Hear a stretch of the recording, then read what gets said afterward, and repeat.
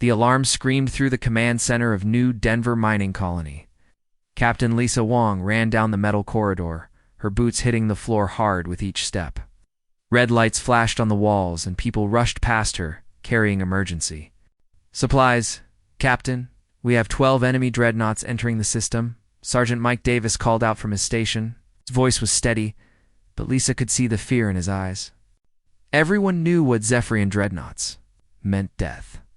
Complete destruction. Lisa reached the main control room and looked at the tactical display. The screen showed dozens of red dots moving toward their small planet. Proxima 7 had been peaceful. For 20 years, just a simple mining world where families lived quiet lives. Now the Zephrian Dominion wanted to add it to their growing empire. "How long do we have?" Lisa asked. 6 hours until they reach firing range," Davis replied. "Maybe 7, if we're lucky." Lisa stared at the screen. Her small fleet consisted of 6 old frigates. The ships were designed for patrol duty, not war. Each frigate carried 20 crew members and basic weapons that could barely scratch a Zephrian cruiser against 12 dreadnoughts and their escort. Ships or fleet would last maybe 10 minutes. "Send the evacuation order to all settlements," she commanded. "Every civilian needs to get to the emergency shelters or the transport ships. We buy them time, nothing more." Her communication officer, Lieutenant Jenny Brooks, nodded and began sending the alerts. Across the planet, families would be grabbing their most important possessions and running for safety. Children would cry. Parents would try to stay calm while their hearts pounded with terror. Lisa had seen Zephrian attacks before. Aliens were 7 feet tall, with gray skin and cold yellow eyes. They showed no mercy to human colonies. Men, women, children, it made no difference to them. They took what they wanted and killed anyone who resisted. "Captain, we're getting reports from the outer sensor stations," Davis said. "Something strange is happening near the asteroid belt." "Strange how?" Lisa turned to look at him. "There's a ship out there, a big one. Our sensors can barely get a reading on it, but the computer estimates it's huge. Maybe 3 times the size of a Zephrian dreadnought." Lisa frowned. "Is it one of theirs? Some new type of warship?" "No, ma'am. The energy signature is completely different, and Captain... ... Double quotes. Davis paused, his face confused. "Showing human markings. That's impossible. We don't have ships that big. Show me." Davis put the sensor data on the main screen.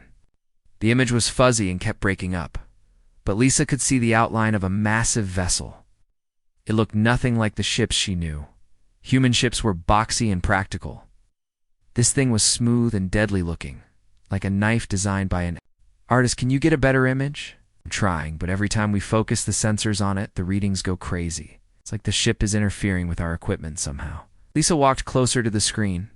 The ship floated silently in space between 2 large asteroids. Even from this distance, she could feel something different about it, something that made her skin crawl and her heart race at the same time. "Any response to our communication attempts?" "Nothing, Captain. Ship is completely silent." On the planet below, the evacuation was going as well as could be expected. Transports lifted off from the main spaceport every few minutes, carrying families to safety in the outer colonies. But there were 30,000 people on Proxima 7. Even working at maximum speed, it could only save half of them before the Zephrians arrived. Lisa's second-in-command, Commander Paul Martinez, entered the control room. His uniform was wrinkled, and he looked tired. He had been coordinating the evacuation from the surface. "How many people are still down there?" Lisa asked. "About 15,000. Transport captains are pushing their ships beyond safe limits, but we just don't have enough vessels." Lisa closed her eyes for a moment. 15,000 people. Families, children, old people who had spent their whole lives building something on this world. All of them would die because she didn't have enough ships to save them. Captain Davis called out urgently. "Zephrian fleet just increased speed. They'll be here in 4 hours now." And the mystery ship, still there, still silent. Looked around the room at her crew. These were good people.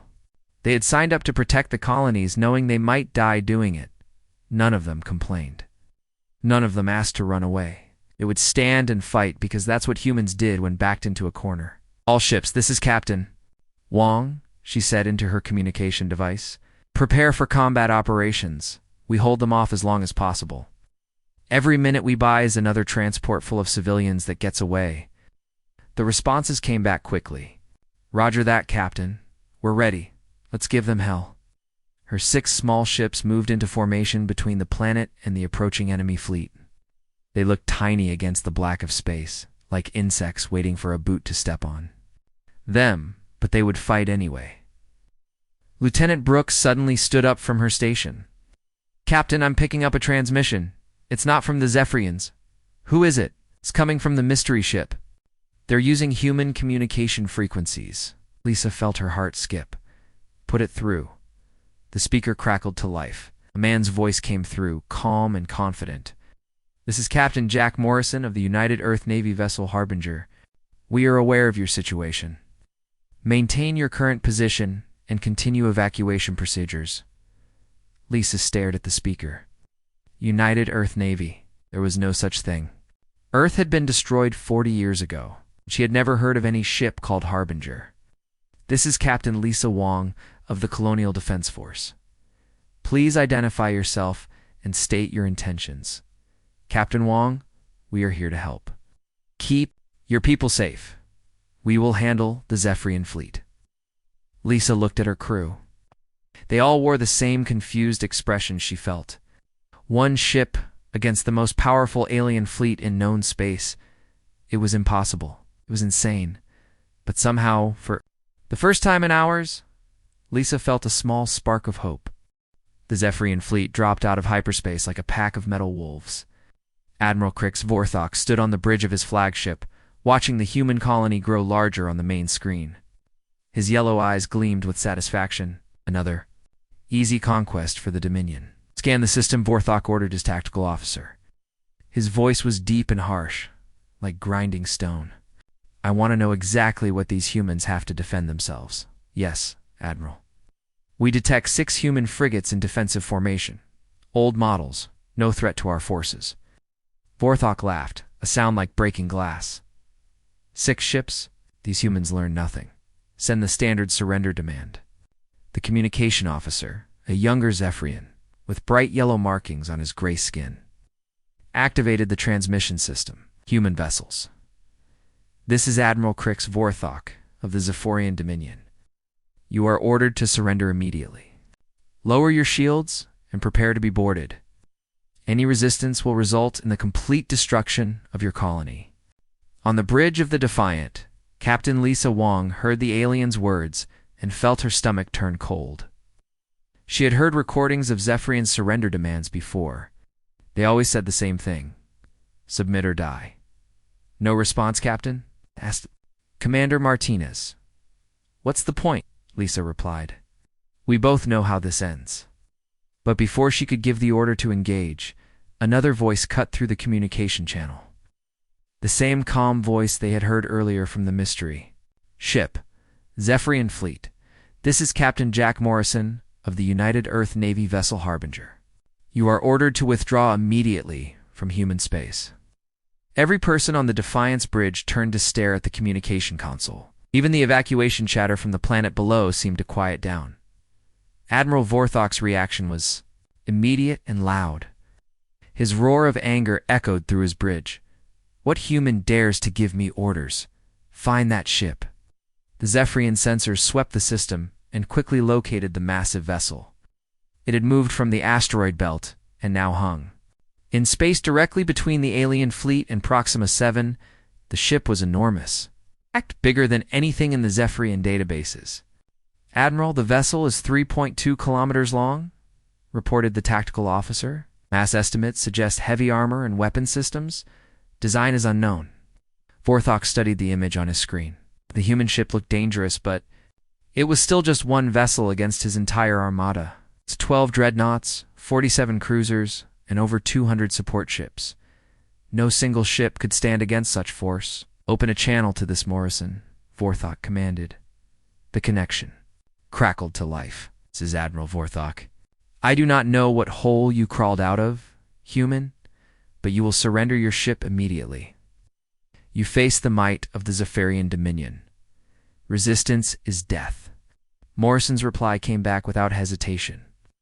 Admiral, I am giving you one chance to withdraw your forces. Leave this system now and return to your own space. This is not a negotiation. The alien admiral's eyes widened in disbelief. No human had ever spoken to him this way. His warriors were the terror of known space. His ships had destroyed 100 human colonies. Fear should be the only response to his presence. You dare threaten me? One ship against my entire fleet? I will add your vessel to my collection of conquered prizes. All weapons, target that ship and prepare to fire. On the Harbinger's bridge, Captain Morrison stood calmly behind his command chair. The bridge was sleek and modern, filled with displays showing impossible amounts of data. His crew moved with practiced efficiency, their hands dancing over control. Panels that seemed to respond to their thoughts. Tactical analysis, Commander Foster. Morrison said to his tactical officer. Lieutenant Commander Amy Foster studied her displays. Her fingers moved across holographic controls that floated in the air around her station. Zephrian Fleet formation is Standard Attack Pattern 7. Dreadnoughts in forward positions, cruisers in support roles. They're using old shield frequencies. Their weapons are plasma-based conventional targeting systems. Weaknesses at multiple. Their shield generators are mounted externally on the port side of each dreadnought. Their fire control systems can't track targets moving faster than 0.8 light speed. Most importantly, they've never fought against quantum displacement. Technology? Morrison nodded. Time to departure window? Science Officer Dr. Helen Ross looked up from her station. Temporal displacement field is stable for another 47 minutes. After that, we risk cascade failure. More than enough time. Commander Foster, prepare weapon systems. Target the shield generators first, then the main engines. Leave the flagships intact but disabled. Yes, sir. Quantum torpedoes armed and ready. Displacement drive standing by. Back on Admiral Vorthek's flagship, the weapons officer reported ready status from all ships. The Zephrian fleet spread out into attack formation, their massive guns turning toward the lone human vessel. That ship is about to become space dust, Vorthok said with satisfaction. Fire all weapons. The space around Proxima 7 lit up with energy beams and plasma bolts. Hundreds of weapons fired at once, enough firepower to crack a small moon. The combined assault streaked toward the Harbinger. Captain Morrison watched the incoming fire on his tactical display, evasive pattern delta, full displacement. What happened next made every sensor operator in the system question their equipment. The Harbinger simply vanished. Not destroyed, not damaged, just gone. The Zephrian weapons passed harmlessly through empty space. Where did it go? Vorthok screamed at his crew. Unknown, Admiral. All sensors show negative contact. Then Morrison's voice came over the communication channel again, still calm, still controlled. Admiral, you have 30 seconds to begin your withdrawal. This is your only warning. Possible. No ship can simply disappear. 25 seconds. The defiant Captain Wong stared at her tactical display in amazement. The Harbinger had simply vanished from her sensors as well. No explosion, no debris field, nothing. Captain, are you seeing this? Asked Sergeant Davis. I'm seeing it, but I don't believe it. 15 seconds, Morrison's voice continued. Admiral. Vorthek's face turned darker gray with rage. Find that ship. Scan everything. It has to be here somewhere. 10 seconds. Admiral, we're detecting massive energy buildups throughout the system, Zephrian science officer reported, his voice shaking. The readings don't match anything in our databases. 5 seconds. Vorthok opened his mouth to give another order, but the words never came. The Harbinger reappeared, not where it had been before, but directly in the middle of his fleet formation. The massive human ship materialized between his dreadnoughts like a ghost-made solid. Time's up, Morrison said. The first Zephrian cruiser exploded before anyone could react. Then another, then 3 more. Energy beams of impossible intensity lanced out from the Harbinger. Each shot perfectly aimed at the weak points Amy Forster had identified. The beams didn't look like any weapon technology the Zephrians had ever seen. They were pure white light that seemed to bend space around them. When they hit their targets, the enemy ships didn't just explode. They simply ceased to exist, converted to energy and scattered atoms. All ships, evasive maneuvers, Vorthok shouted, but his fleet was too close together. The Harbinger moved through them like a shark through a school of fish, its weapons firing with mechanical precision. In less than 2 minutes, 12 Zephrian cruisers were gone. The others scattered, trying to get enough distance to bring their weapons to bear on the human ship. But every time they thought they had a target lock, Harbinger disappeared again, only to reappear somewhere else in their formation. It was like fighting a ghost that could kill.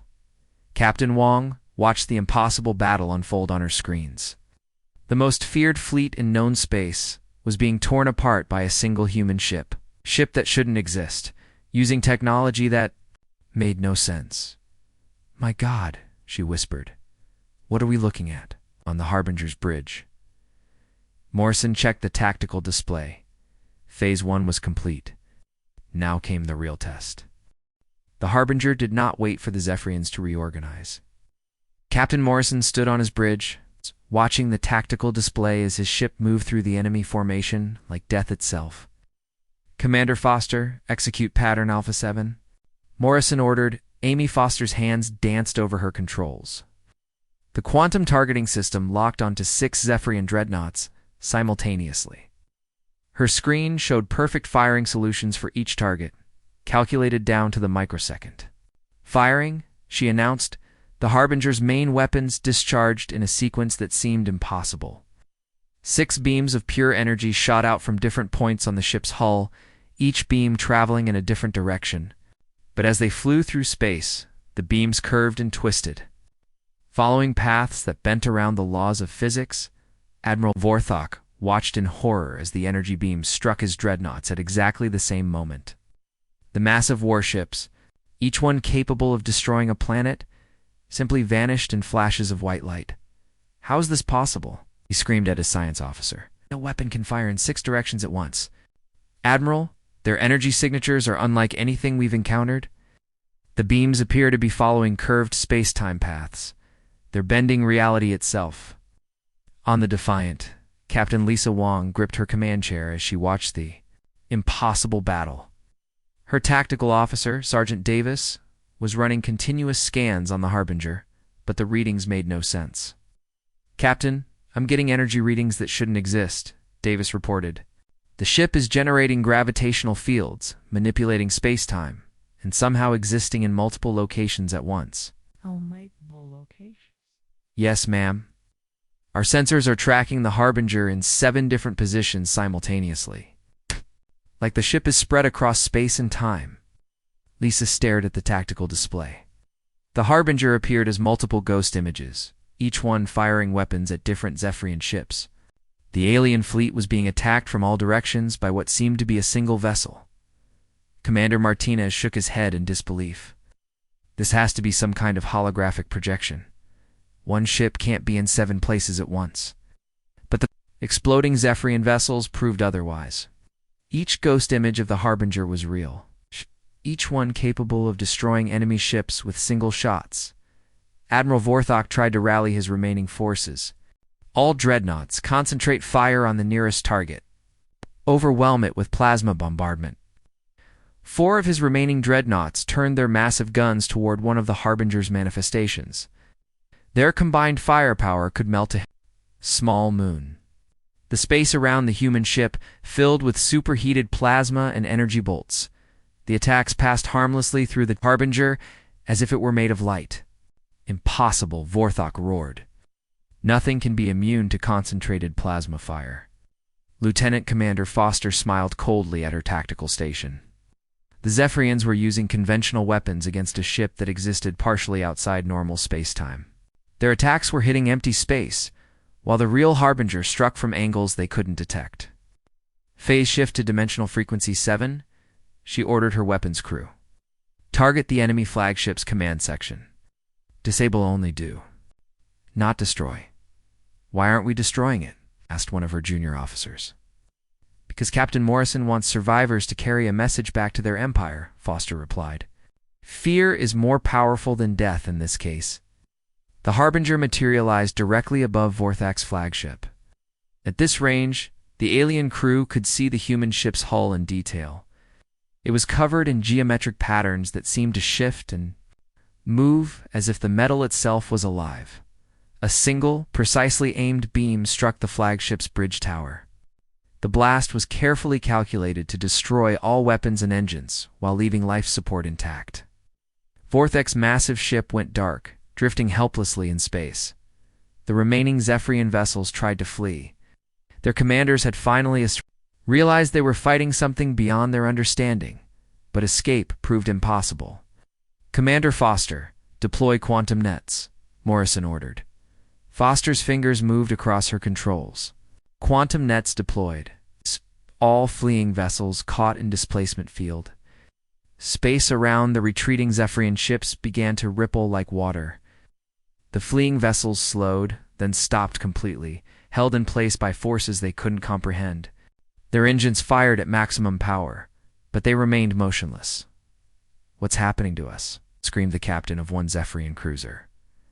"We're at full power but not moving." His science officer checked the readings and turned pale. "Sir, we're caught in some kind of gravitational web. Space itself is holding us in place." On the planet below, the evacuating colonists had stopped loading the transports. Everyone was staring up at the sky, watching flashes of light that marked the death of enemy ships. Children pointed at the bright explosions, while their parents stood in stunned silence. "Mommy, are the bad aliens gone?" asked a little girl named Beth Cooper. Her mother, Carol Cooper, didn't know how to answer. She had expected to die today. They all had, but somehow, impossibly. They were being saved by a single human ship that fought like something from a dream. Back in space, the battle was ending. Of Admiral Vorthak's mighty fleet, only his crippled flagship and a handful of support vessels remained intact. The rest had been reduced to glowing debris that drifted slowly through the void, Captain. Morrison opened a communication channel to the disabled flagship. "Admiral Vorthak, can you hear me?" The alien's voice came back weak and filled with rage. "What are you?" Ow. "Your human ship possesses such power. We are what humanity becomes when pushed to the edge of extinction," Morrison replied calmly. "Our Empire made a mistake when it decided to hunt us. This is impossible. Our fleet was invincible. We have conquered 1,000 worlds. Your fleet was impressive by the standards, you know. But you have been fighting primitive humans, Admiral. Humans who hadn't yet learned to bend space and time to their will." Vorthak's breathing was heavy over the communication channel. "Where did you come from? What world builds ships like yours?" Morrison paused before answering. "We come from a future where humanity faced a choice: evolve or die. We chose evolution." On the defiant, Captain Wong was listening to every word. A ship from the future? It sounded like something from a children's story, but she had just watched impossible things happen for the past 20 minutes. "Captain Morrison," she transmitted. "This is Captain Wong. What you've done here. How is any of this possible?" "Captain Wong, there will be time for explanations later. For now, continue your evacuation procedures. The immediate threat has been neutralized." Admiral Vorthak's voice crackled over the channel one more time. "This isn't over, human. The Dominion has thousands of fleets. You cannot fight us all." "Admiral, you're going to return to your superiors with a message," Morrison said. "Tell them that humanity is no longer defenseless. Tell them that we have technologies they cannot imagine. And tell them that any future attacks on human worlds will be met with consequences they are not prepared to face." The quantum nets holding the surviving Zephrian ships suddenly released them. The handful of remaining vessels immediately began accelerating toward the edge of the system, desperate to escape. "Let them go," Morrison ordered when Foster looked at him questioningly. "They need to spread the word." As the alien ships fled into hyperspace, carrying news of their impossible defeat, the Harbinger slowly turned toward Proxima 7. The evacuation transports were still lifting off from the planet's surface, but now they carried people who were alive instead of refugees fleeing certain death. Captain Wong stared at the massive human ship on her display. Questions filled her mind. Who were these people? Where had they really come from? And what did their presence mean for the future of humanity? The answer to those questions would change everything she thought she knew about the universe. Admiral Vorthok's flagship drifted helplessly in space, its engines dead and weapons offline. But the alien commander was not finished. His yellow eyes burned with rage as he stared at the human ship that had destroyed his entire fleet.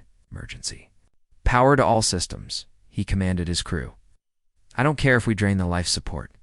Get our weapons back online. His chief engineer, a scarred Zephrian veteran named Gorth, shook his head. Admiral, the humans hit us with surgical precision. They destroyed every weapon mount, every engine coupling, every targeting system, but they left life support and communications intact. They want us alive, Vorthok realized. They want witnesses to their victory. What are your orders, sir? Studied the tactical display showing the positions of his few remaining ships. Most of his fleet was gone. But he still had 3 dreadnoughts and a dozen support vessels hiding behind the system's outer planets. They had escaped the initial slaughter by staying at maximum range. Contact the reserve squadron, he ordered. Tell them to converge on our position. We're going to try something desperate. On the bridge of the Harbinger, Captain Morrison watched the surviving Zephrian ships regroup. His tactical officer, Amy Foster, tracked their movements with cold efficiency. The remaining enemy vessels are forming up for another attack, she reported. 3 dreadnoughts, 12 cruisers, are attempting to coordinate their approach. Vectors, Morrison nodded. They're learning. What's their new strategy? Foster studied the enemy formation patterns. It looks like they're trying to surround us in a sphere formation. Maximum firepower concentration from all directions simultaneously. Interesting. They think overwhelming force will work where precision failed. Morrison turned to his science officer. Dr. Ross, what's our temporal stability status? Dr. Helen Ross checked her readings. Displacement field is holding steady, but we're consuming more chronoton particles than expected. This level of quantum manipulation is taxing our systems. How long do we have? At current usage rates, maybe 30 minutes before we risk cascade failure? Morrison considered this. They had enough time to finish the battle, but not much more. Every use of their advanced technology pushed them closer to the point where their ship might be torn apart by temporal forces. Commander Foster, prepare the gravity well generator. Foster's eyes widened slightly.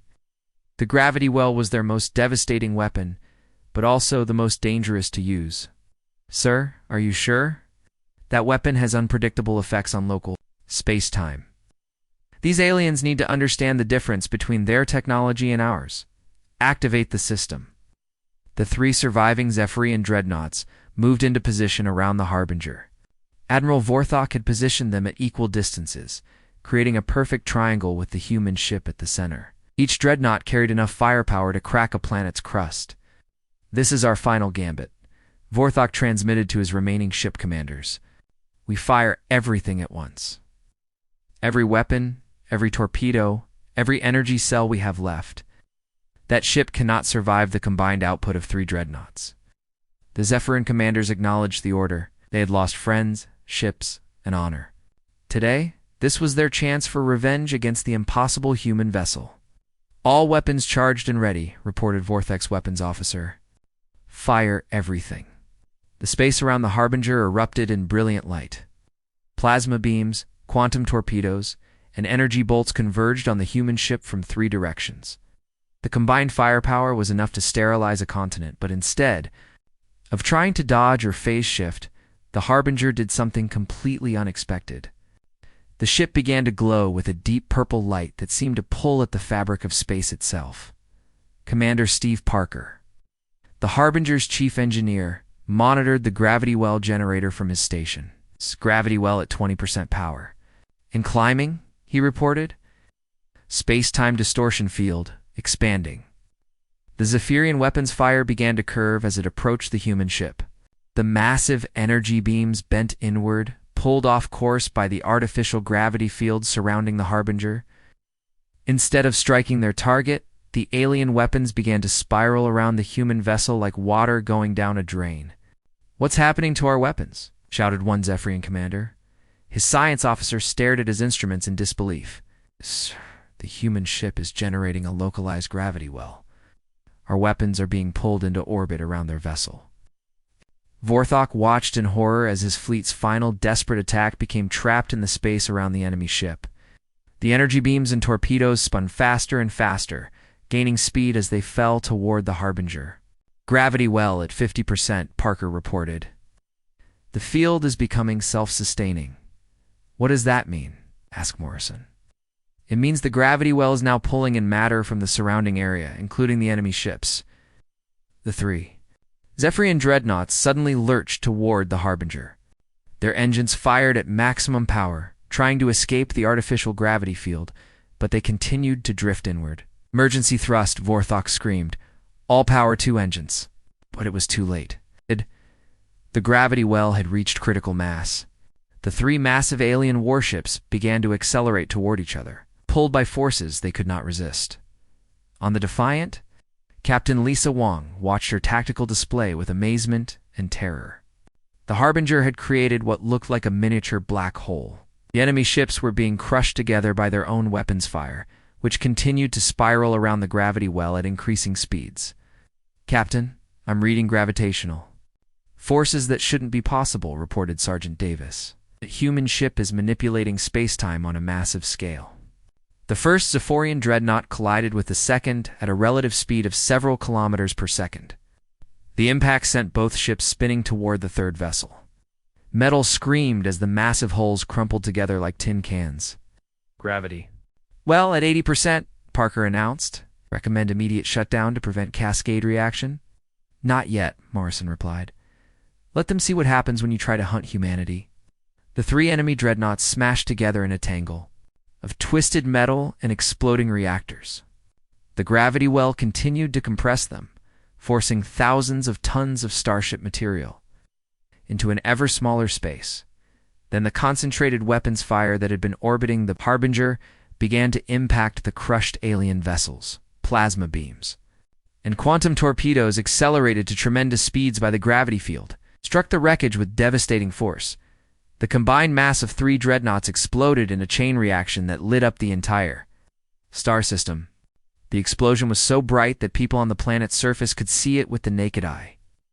"Gravity well shut down," Parker reported as the purple glow around the Harbinger faded. "All systems returning to normal parameters." Were three mighty Zephrian warships had been moments before. Only an expanding cloud of radioactive gas remained. The supporting cruisers, witnessing the impossible destruction of their flagship vessels, immediately began fleeing toward the edge of the system. Captain Morrison opened a communication channel that broadcast to every remaining alien ship. "This is Captain Morrison to all Zephrian vessels. You've seen what happens when you underestimate humanity. Your choice now is simple. Leave this system immediately and never return, or join your comrades in death." The response was immediate. Every surviving alien ship activated their hyperspace drives and vanished into the void between stars. Admiral Vorthok's crippled flagship was the only enemy vessel that remained. The alien commander sat in his damaged bridge, staring at the empty space where his mighty fleet had once been. "It's impossible," he whispered. "We were the hunters. We were the apex predators of the galaxy." Morrison's voice came over the communication channel, calm and final. "Admiral, you were predators when humanity was weak and divided. But we have evolved beyond your understanding. Return to your empire. Tell them what you have seen here, and pray they are wise enough to leave human space alone from now on." The alien flagship's remaining engines flickered to life. Moving slowly and awkwardly, the damaged ship began its long journey home. Vorthok would spend months traveling back to Zephrian space, with nothing but the memory of his defeat to keep him company. On Proxima 7, the evacuation transports were returning to the planet's surface. Families emerged from emergency shelters to see sunlight again. Children ran through the streets, laughing and playing as if the day's terrors had been nothing but a bad dream. Captain Wong looked at her tactical display, now showing only friendly contacts. The Harbinger hung in space like a silent guardian, its incredible weapons powered down but ready. Communications. Open a channel to the Harbinger, she ordered. Channel open, Captain. Captain Morrison, this is Captain Wong, I think. It's time you told us who you really are. Captain Lisa Wong stepped off her shuttle and onto the docking bay of the Harbinger. The moment her boots touched the deck, she knew she was walking on something beyond her understanding. The metal beneath her feet hummed with energy, and the air itself seemed to shimmer with invisible forces. Welcome aboard, Captain Wong, said a tall man in a crisp blue uniform. I'm Lieutenant Kane Murphy, Captain Morrison's aide. The captain is waiting for you in his ready room. Lisa followed Murphy through corridors that defied logic. The walls were smooth and curved, made of some material that seemed to shift between metal and crystal. Lights moved along the ceiling, in patterns that reminded her of flowing water. Everything was clean, efficient, and alien, despite being clearly human in design. How many crew members do you have? Lisa asked as they walked. 237, Murphy replied. All volunteers for this mission. They passed other crew members in the hallways. Lisa noticed something strange about them immediately. They moved with perfect coordination, as if they could predict each other's movements. Their eyes held a depth of knowledge that seemed impossible for humans their age. This way, Captain, Murphy said, leading her to a door that opened without any visible controls. Captain Morrison's ready room was spacious, but simple. The man himself sat behind a desk made of the same shifting material as the walls. He looked to be in his 40s, with gray streaks in his dark hair and lines around. His eyes that spoke of hard decisions and heavy responsibilities. Please, sit down, Morrison said, gesturing to a chair across from his desk. I imagine you have questions. A few thousand, Lisa replied, settling into the chair. Let's start with the obvious one. Who are you really? Morrison was quiet for a moment, as if deciding how much to reveal. My name is Jack Morrison. I was born on Earth in the year 2387. Today's date, according to my calendar, is March 15th, 2425. Lisa felt her heart skip. That's 40 years in the future. 41 years and 3 months, to be precise. That's impossible. Time travel is purely theoretical. Morrison smiled sadly. In your time, yes. In mine, it became a desperate necessity. The door opened, and Dr. Helen Ross entered the room. She was a woman in her 30s, with short blonde hair and eyes that seemed to see too much. She carried a datapad and moved with the same eerie precision as the other crew members. Dr. Ross is our chief science officer, Morrison explained. She was instrumental in developing the temporal displacement technology that brought us here. Dr. Ross nodded to Lisa. Captain Wong, I've reviewed your service record. You've shown exceptional courage and leadership during the colony defense actions. Thank you, but I'm more interested in understanding what you people are, Lisa said. You claim to be from the future, but you look human enough. We are human, Ross replied. But not quite the same humans, you know. We represent humanity's next evolutionary step. Lisa stared at her. Evolution doesn't work that fast. It does when it's guided by necessity and technology, Morrison said. In our timeline, the Zephrian conquest of human space was successful. They destroyed Earth and enslaved the remaining colonies. Humanity faced extinction. The words hit Lisa like a physical blow. Earth was destroyed? Completely. Every major city turned to glass. 3 billion people dead in a single day. His voice was steady, but his eyes showed the pain of that memory. The surviving humans were scattered across a dozen slave worlds, bred for labor, and slowly dying out. Dr. Ross set her datapad on the desk. But humans are remarkably adaptable. Over the course of 20 years, we learned to survive in ways the Zephrians never expected. We developed new technologies in secret. We enhanced our own biology to become stronger, smarter, more capable. Enhanced how? Lisa asked. Genetic modifications, neural implants, nanomachine integration, Ross explained. We became more than human while remaining fundamentally human. Our reaction times are 10 times faster than baseline. Our intelligence is enhanced by quantum processors implanted in our brains. We can interface directly with computer systems through thought alone. Lisa looked back and forth between them. And you built ships like this one?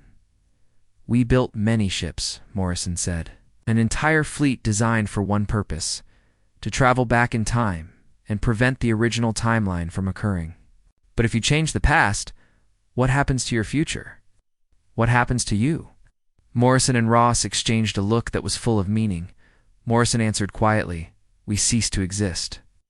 The timeline we came from will be erased, replaced by a new one where humanity survives and thrives." The weight of that revelation settled on Lisa like a heavy blanket. "You're sacrificing yourselves to save us."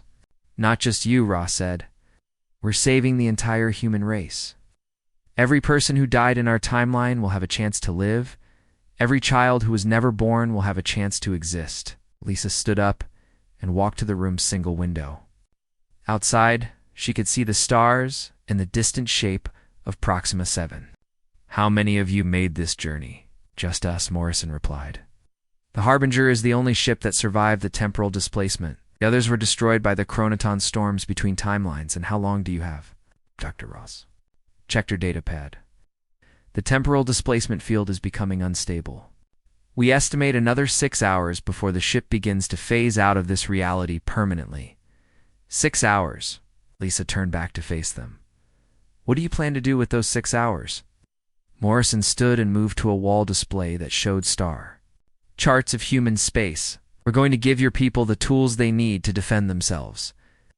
Advanced weapons technology, shield designs that can stop any known alien weapon, and the knowledge to unite the scattered human colonies into a true interstellar nation."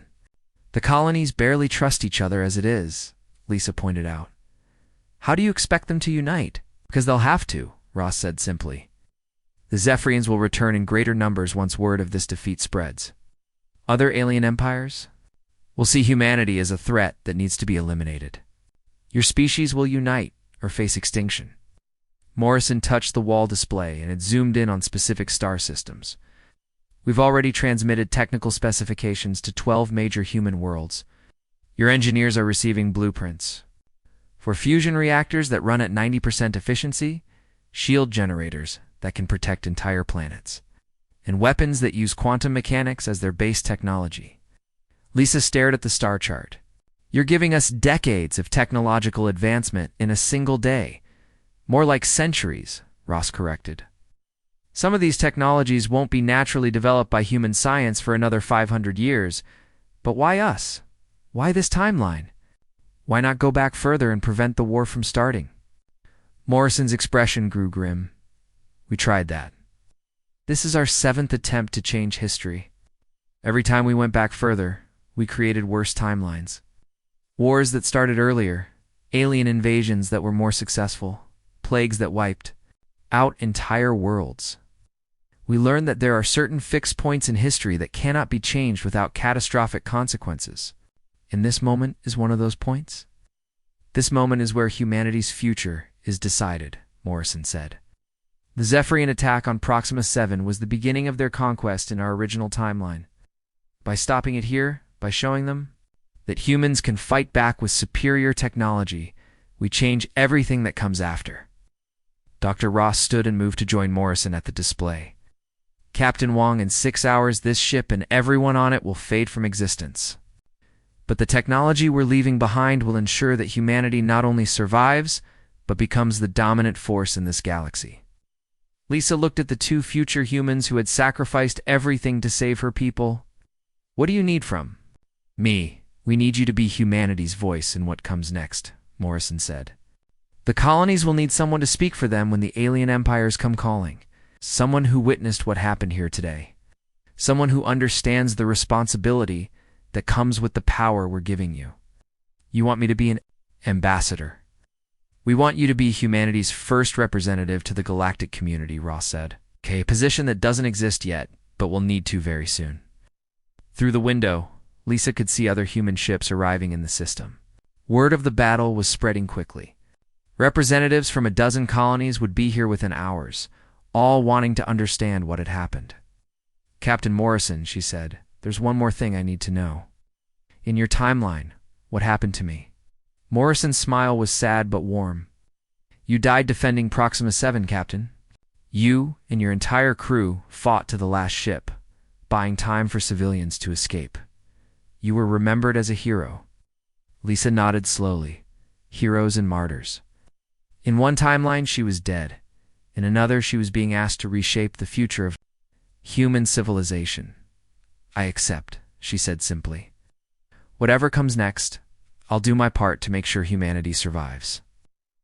Outside the ship, more vessels continued to arrive. The future was about to begin. Captain Lisa Wong stood on the bridge of the Harbinger, watching as ships from 12 human colonies arrived in the Proxima 7 system. Word of the impossible victory had spread across human space faster than anyone thought possible. Colony leaders, military commanders, and scientists all wanted to see the ship that had destroyed an entire Zephrian fleet. The delegation from New Angeles is requesting permission to come aboard, reported Lieutenant Murphy. So are the representatives from Mars Colony, Titan Station, and Europa Base. Captain Morrison nodded from his command chair. Grant them all access. They need to see what we're offering humanity. Dr. Ross looked up from her science station, her face showing concern. Captain, temporal displacement field stability is down to 60%. We're beginning to experience minor phase shifts. Lisa noticed what Ross meant. The edges of some equipment were starting to look fuzzy, as if they were slightly out of focus. The future humans were beginning to fade from this timeline. Long. Do we have? Morrison asked. 3 hours?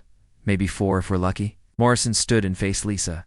Captain Wong, it's time to begin the knowledge transfer.